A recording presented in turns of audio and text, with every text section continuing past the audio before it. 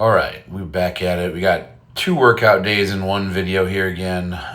These are bench from last night, which I did after a long day. Took my best friend Travis to his treatments. Unfortunately, he got cancer, and so he's been doing chemo appointments every other Tuesday. I go with him and just kind of sit with him mostly, drive him, and at this point, it was originally probably because, he might need some help and stuff. Now we're just doing it together, so he's not alone. It's more time together. And you know what, dude? That man is awesome. It's inspiring because, going into before he had cancer, he had one of the best transformations I've ever seen. Check him out on Instagram, Smelly Viking Hooker. Everybody that watches this probably knows him because it's all my own people. But yeah, I mean, he had one of the best physique transformations ever. Got cancer, recovered, and is still back to having like a decent physique already while still going through chemo. So yeah, I'll go sit with that man. But I benched afterwards.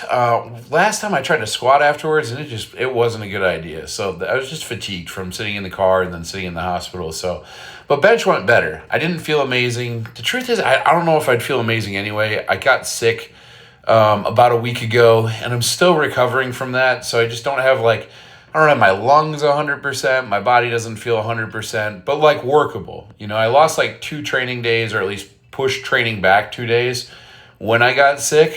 But yeah, we're recovering. But to be honest, yeah, I feel tired. I feel fat. I feel a little bit like I'm out of shape because of my lungs, and we're just getting back to it. But we were working on dead presses on this day, which is basically dead presses is starting from the pins and having your hands off the bar in between reps. Now, granted, I got called out for the fact that I do an eccentric with them. I think a traditional dead press, you don't need the eccentric. You don't have to unrack the bar and lower it to the pins. You could just start on the pins. But for me, one, I think it helps to do the eccentric because I can kind of suck at those sometimes. Once it gets heavy, it feels like it's hard for me to control my bar path, and maybe sometimes I'm not going to land on my chest where I want to. So I'm happy to do an extra eccentric. But yeah, also, it just gives me some more time under tension and everything like that. So that was a PR. I got up to 386 right there. Last week we did 375, and the 386, even my coach said, moved better than the 375. So definitely a big improvement in the static strength of bench.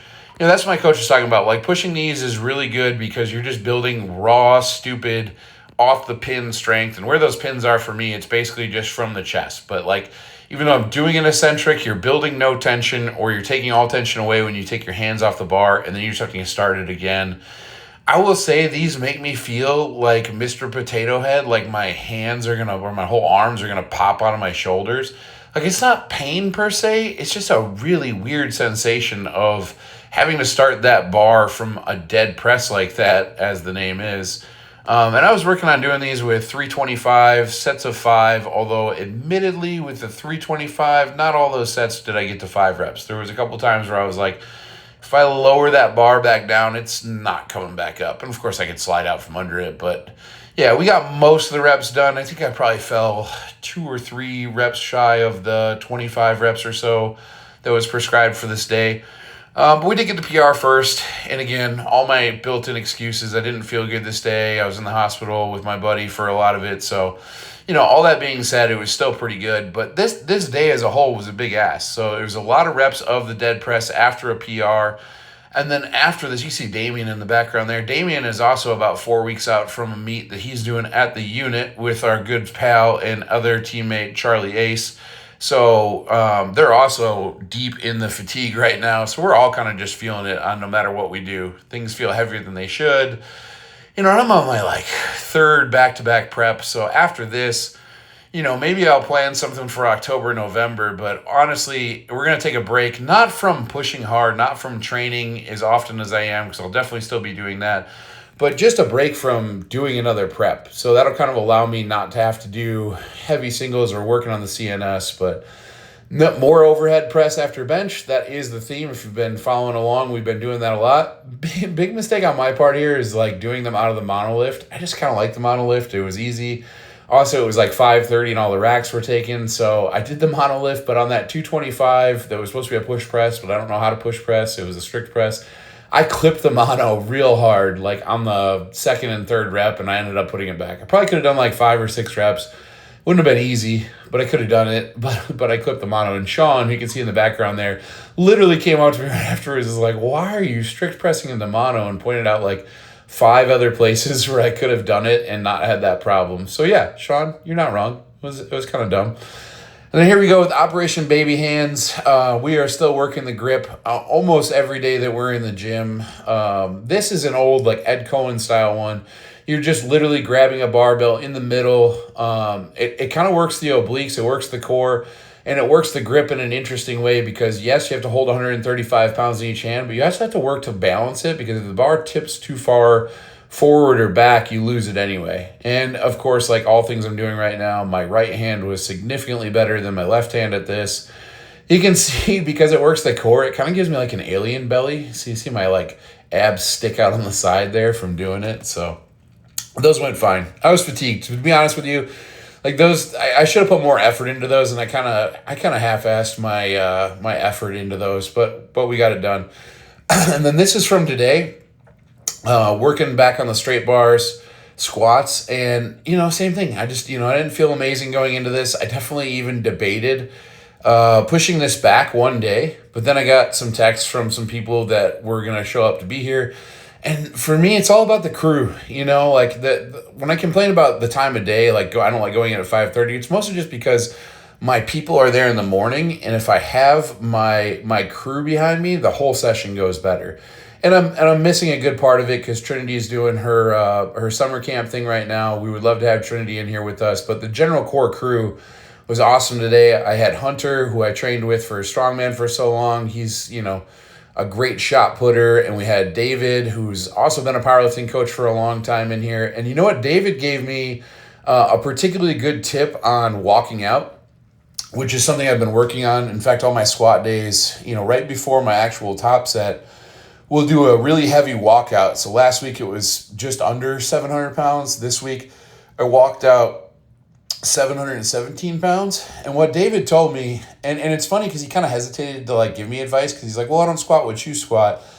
But what he told me was to start with my feet closer together, which just instantly made a ton of sense to me. I thought about it. I probably used to do that when I was a newer lifter. It's just one of those things where like my pattern kind of developed into, I'm a pretty wide stance squatter. So when I unrack the bar, my body already wants to have a wider stance.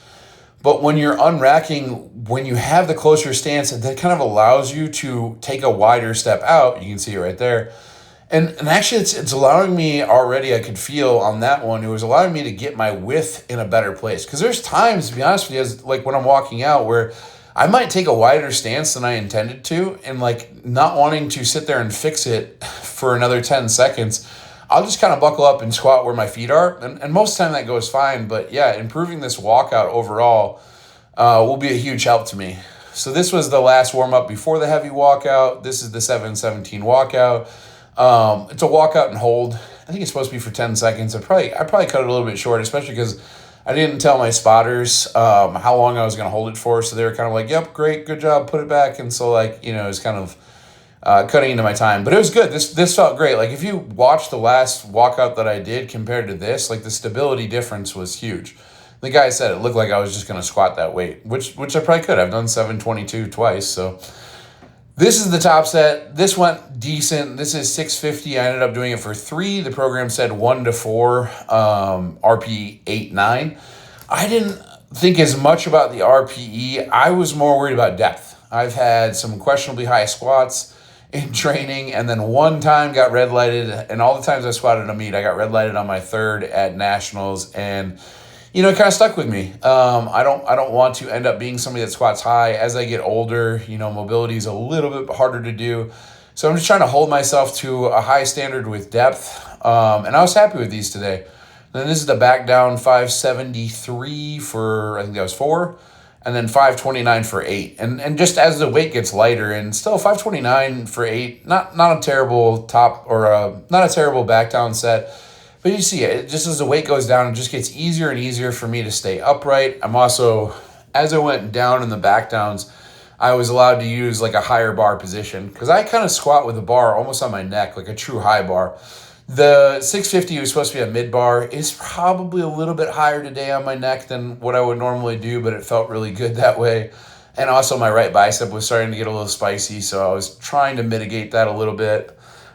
Did some seated hamstring curls. I don't normally do seated. I normally do laying down, and I found this to be a really good challenge. Granted, this is like the whole stack, and I did it for 8 reps. It was supposed to be for like I think 10 to 12, but yeah, this Watson seated leg curl really put me to it.